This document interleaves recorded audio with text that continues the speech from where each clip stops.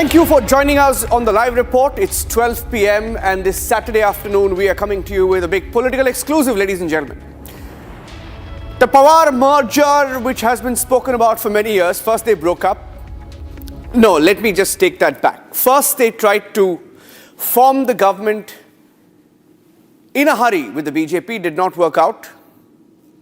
And then Ajit Pawar broke up with Sharad Pawar. And now they're fighting together.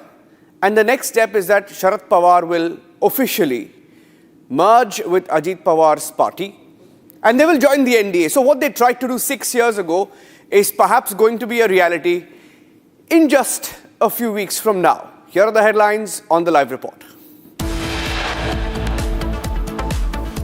Sharad Pawar faction could merge with Ajit Pawar faction in the NDA. Sharad Pawar has okayed the merger.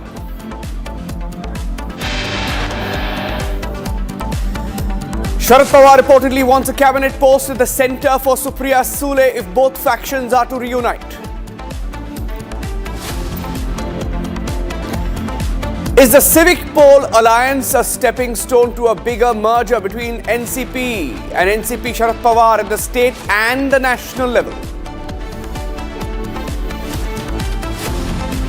At least 217 protesters have been reportedly killed in Iran, most by open fire by the Islamic security forces on anti-regime protesters in Iran.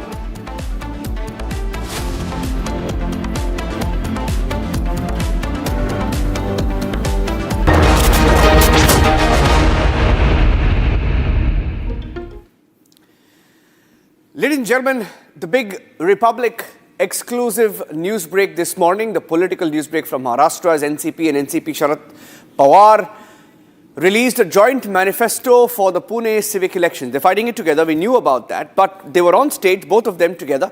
Deputy Chief Minister Ajit Pawar is in alliance with the BJP. Sharad Pawar is uncle as of this minute, not. Supriya Sule, not yet. But they were all on stage, same stage. Likely merger now between Sharad Pawar and Ajit Pawar groups in Maharashtra. And the big exclusive, Sharad Pawar has reportedly approved the merger. He wants a cabinet post for Supriya Sule, his daughter, at the centre. The Civic Pole alliance is a precursor perhaps to state level and the national level merger between the Pawars. It's the big political move in Maharashtra and we are building up to that civic election. More than the civic election, it's about the testing alliances. And perhaps, in all likelihood, a merger and Pawar officially joining the NDA. Pawar has not shied away from praising the Prime Minister in the past. You've seen him meet businessmen in the last few months and years. And will he now officially be joining the NDA? Here's that exclusive.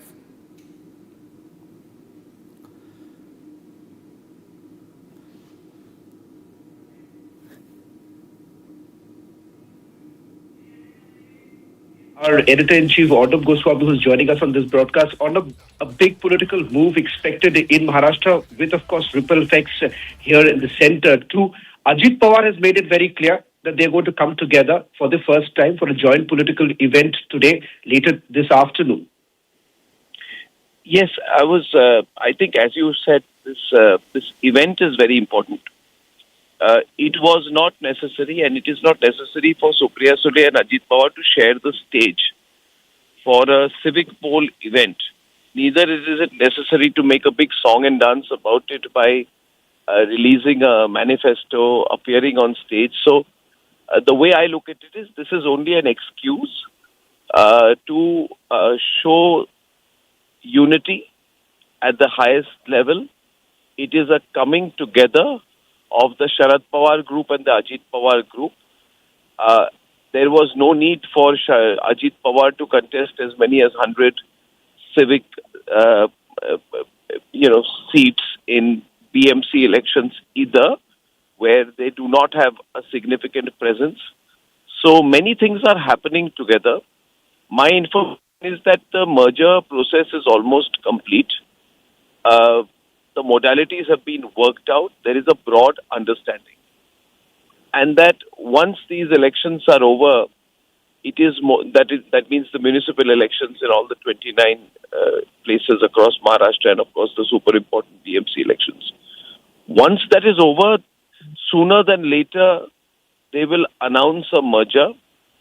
And Sharad Pawar wants two ministries in the central level. And he would obviously want a portfolio for Supriya Sule. Supriya Sule has been so long sort of wedded into the secular, pseudo-secular camp. Her political inclinations have been more anti-BJP. But now she seems to have sort of agreed to the overall process. And therefore, Ajit Pawar manages the party in Maharashtra, and Supriya Sule and one more person probably will angle for a position in Delhi. And this is going to add to the numbers of the NDA by, I think, 8 or 9 MPs also if this process were to happen. It will, of course, have an impact at the local level, but Sharad Pawar is not very active. I don't think after this his present tenure in Parliament is over. He may even go into a sort of a retired position right now, playing the role of an external mentor, not very active. So what we are seeing here, and these visuals should be very important, Shravan. I'm sure you can add more to it. You know more about Maharashtra politics. But these visuals are significant and they are being deliberately created to project unity at a national level, not at a Pune civic poll level, but at a national level, at a Maharashtra level. And I think that's the way I see it. As far as timing is concerned, my guess is anywhere under 3 months is when this announcement will happen. Anytime within the next 2 to 3 months is my broad understanding of the situation, sooner than later. Arnab, I must ask you this because you have just returned from Mumbai after meeting the Maharashtra Chief Minister, Devendra Fadnavis. And within Maharashtra politics, many see Devendra Fadnavis basically being the Chanakya of Maharashtra politics, something what Sharad Pawar was at one point in time, and Devendra Fadnavis is outdone Sharad Pawar. Sharad Pawar perhaps has become an irrelevant political force right now in Maharashtra, and somewhere down the line he sees that it's come to an end. This April, when he basically retires, the sense that we get is that he's going to hand it over to Supriya Sule in the national capital, and perhaps in Maharashtra it would be Ajit Pawar. What's the sense that you got after speaking to Devendra Fadnavis? Is it Devendra Fadnavis who's doing this? Because he had made it very clear, no question of tying up with Uddhav Thackeray. It's over, completely over. But it seems that he has always been a little comfortable when it comes to the Pawars. Yeah, he can do business with the Pawars. You see, Devendra Fadnavis is the youngest of them all. He's about 55, if I'm not mistaken. He has a much longer way to go.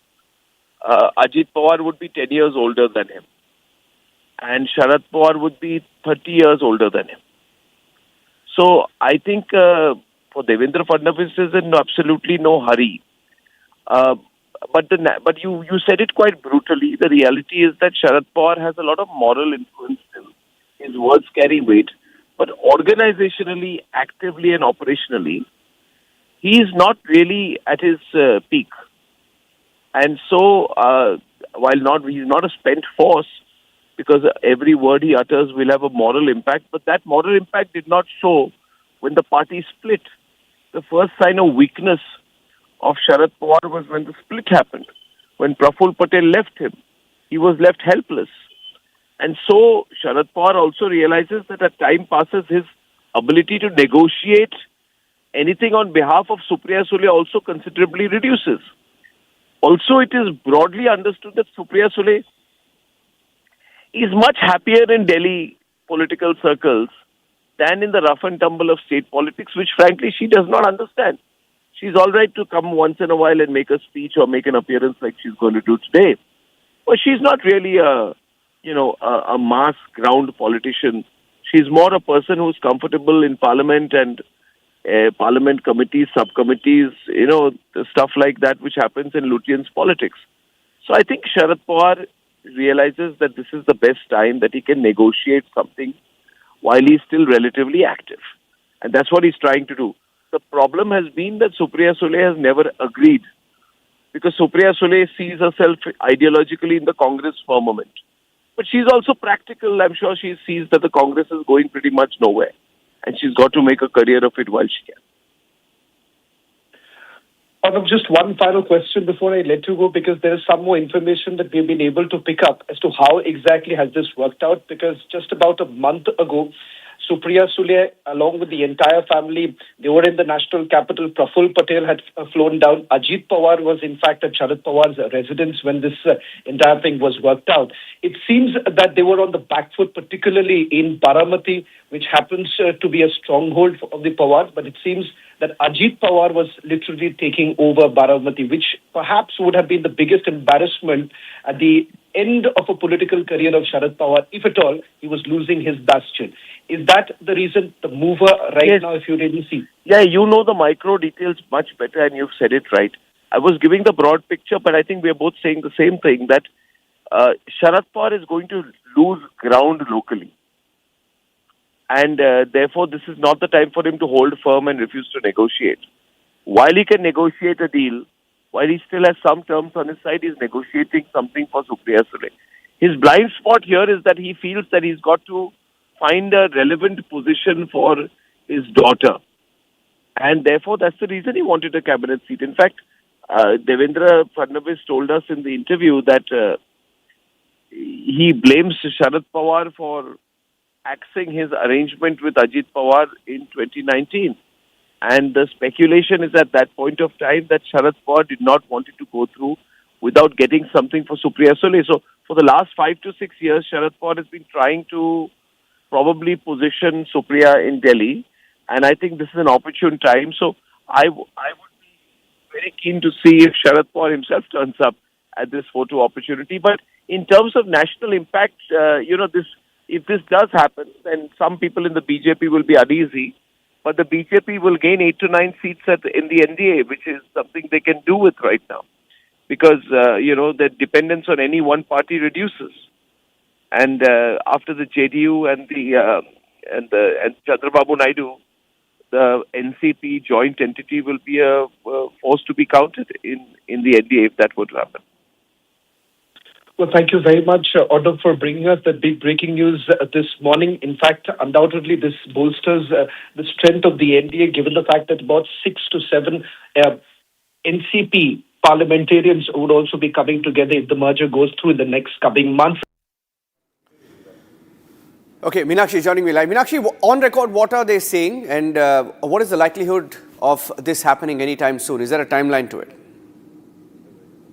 There is no timeline till now, Niranjan, but we can say that they are coming together not only in Pune. In future, we can see they are coming together in Mumbai, also in Maharashtra politics. It is not shocking for us only because the move marks a significant softening of ties between the two factions that split in 2023. Our viewers know, and reshaping Maharashtra political landscape now. The joint announcement comes where the civic polls is coming in Pune, and we know that the Pimpri Chinchwad Municipal Corporation, where the Sharad Pawar camp and Ajit Pawar camps are coming together. But we have seen Supriya Sule and Ajit Pawar in a press conference while they are announcing their manifesto. And Ajit Pawar and his cousin Supriya Sule, the working president of NCP Sharad Pawar, appeared together at a press conference to release the manifesto, and the symbolic movement that underlined renewed coordination between the two camps. Niranjan, we have seen the Sharad Pawar camp was softened in the Pune landscape case. When we went for a reaction of from Sharad Pawar's camp on this Pune landscape, they said we will not give any reaction on that.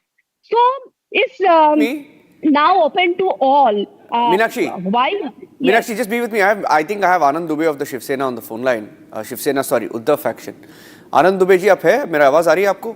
जी नमस्कार नमस्कार। नमस्ते। ये क्या हो रहा है? आपको शरद पवार जी धोखा दे रहे हैं आपको? ऐसा है कि महाराष्ट्र की राजनीति में कौन किसके साथ है, इस पर अब एक बहुत बड़े शोध की जरूरत है। इस पर अब एक गहन चर्चा की जरूरत है। कहीं एमआईएम भाजपा के साथ है, कहीं एमआईएम एकनाथ शिंदे के साथ है, कहीं कांग्रेस भाजपा के साथ है, कहीं दोनों राष्ट्रवादी साथ हैं, कहीं एक राष्ट्रवादी हमारे साथ है, कहीं हम किसके साथ हैं, कहीं कौन हमारे साथ है। ये सारी चर्चाओं को विराम दीजिए। 15 तारीख को मतदान होने दीजिए। 16 को जनता जनार्दन अपने फैसले को सुनाएगी। अब इस समय अगर इन विवादों में जाएंगे कौन किसके साथ है, तो हम साथ साथ है, हम आपके हैं कौन, इन सब विषयों में अब ज्यादा लोग उलझना नहीं चाहते। लोग विकास पर बात करना चाहते हैं, लोग महाराष्ट्र को कैसे गतिशील बनाया जाए, आगे बढ़ाया जाए, उस पर बात करना चाहते हैं। आपकी ही तरह बहुत सारे लोग हमसे पूछते हैं कि कौन किसके साथ है, तो हम बस यही कहते हैं, जो साथ है वो साथ रहेंगे, जो दूर है वो दूर रहेंगे। आपका मैसेज क्या है शरद पवार जी को, मैसेज क्या है आपका? क्योंकि लगता है कि ये पूरा फाइनल हो गया है, वो मोदी जी के साथ चल रहा है। शरद पवार साहब मुंबई के चुनाव में हमारे साथ हैं। अब हम तो इस समय मुंबई में व्यस्त चल रहे हैं, बाकी राज्यों, बाकी महानगर पालिकाओं में प्रचार हम कर रहे हैं, लेकिन सारा फोकस अभी मुंबई में। कल एक सभा है बड़े शिवाजी पार्क पर, दोनों ठाकरे बंधुओं की, कल ही नासिक में हुई है, तो हम सब लगे हैं। देखते हैं, अब चूंकि आपने ये तस्वीर अभी दिखाना शुरू की है कि अजीत दादा और सुप्रिया सुले साथ में हैं और वो साथ में लड़ भी रहे हैं, तो कोई बात नहीं, ये परिवार के नाते हमें खुशी होती है, लेकिन अब राजनीति में देखेंगे हम उनका सामना कैसे करते हैं। Okay, Anand Dubey ji, thank you for joining us. It's Anand Dubey of the Shiv Sena Uddhav Thackeray faction. Very interesting times in Maharashtra, ladies and gentlemen. It's in all likelihood a Pawar merger on the cards, approved, sealed, and in all likelihood Sharad Pawar's daughter Supriya Sule could be a minister at the centre very, very soon. Okay, we're switching tracks now to the big global story developing in Iran. At least 217 protesters, according to estimates, have been killed across 6 hospitals in Tehran alone, with most deaths being attributed to live ammunition fired by the forces in Iran, the Islamic security forces, during the anti-regime protests. Now, the protests, which began over rising living costs, have evolved into a nationwide demand to end the political system ruling Iran since the 1979 Islamic Revolution. Global leaders, including in Australia, Canada, the European Union, have condemned the violence. India is very concerned. America, of course, saying that they will intervene if required, urging Iran to respect protesters' rights and end the excessive force in Iran. Here's what Donald Trump, who's been warning every country under the sun, said earlier today.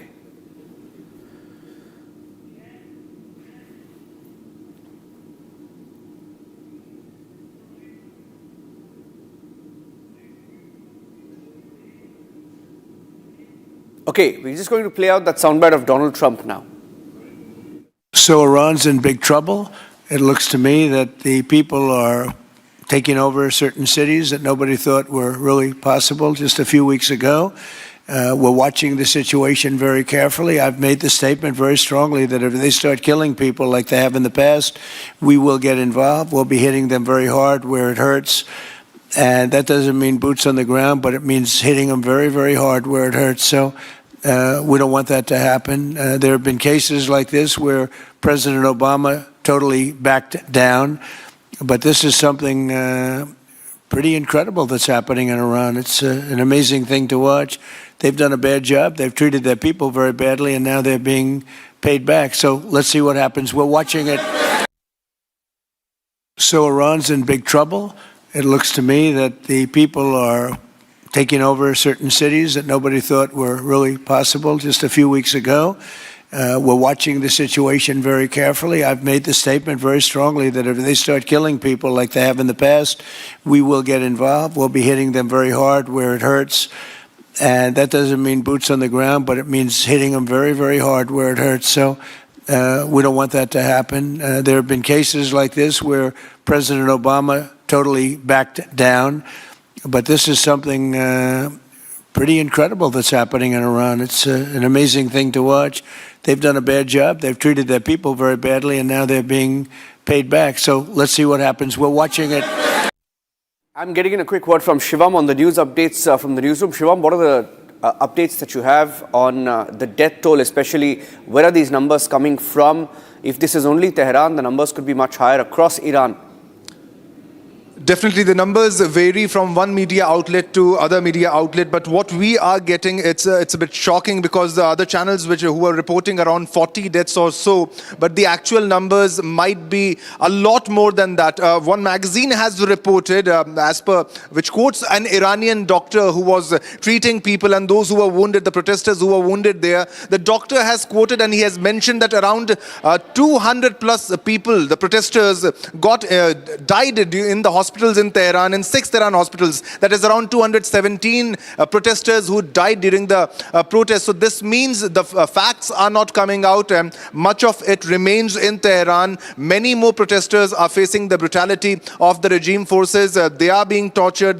Because live firing is happening there at the location. They have orders of shoot at sight at many locations to control the protesters, because the protesters too are violent and they want a regime change. Now this has led to a global condemnation of what's happening. The use of lethal force is being condemned, and also the arbitrary arrests that are happening in Iran, and also the intimidation tactics as alleged by the European forces and other places, especially the US. Now Donald Trump has even warned of a direct intervention. Now this shows Donald Trump's solidarity towards the protesters, but also this has been mentioned by Khamenei that these protesters are not with Iran, they are with Donald Trump. They are acting as puppet of Donald Trump. They are working in favor of Donald Trump. So Donald Trump is somebody who is known for, the US entirely is known for regime changes and stuff like that. So again, the blame game is happening with the Iran regime, is blaming the US government, and the figures are shocking. The numbers are more than 200 protesters who have died, and situation is pretty tense even right now as we are sharing this news, and many people are on streets. Now it's the 14th day of the protest in Iran, and things are still out of control for the regime. Brutal force is being used to control the protesters in Tehran. Shivam. Thank you for joining us with that quick update. That's all the time we had on the live report, ladies and gentlemen. Keep on close track on the situation in Iran. And we'll take a break. Headlines coming up. Republic Defense next at 12:30. Thanks for watching.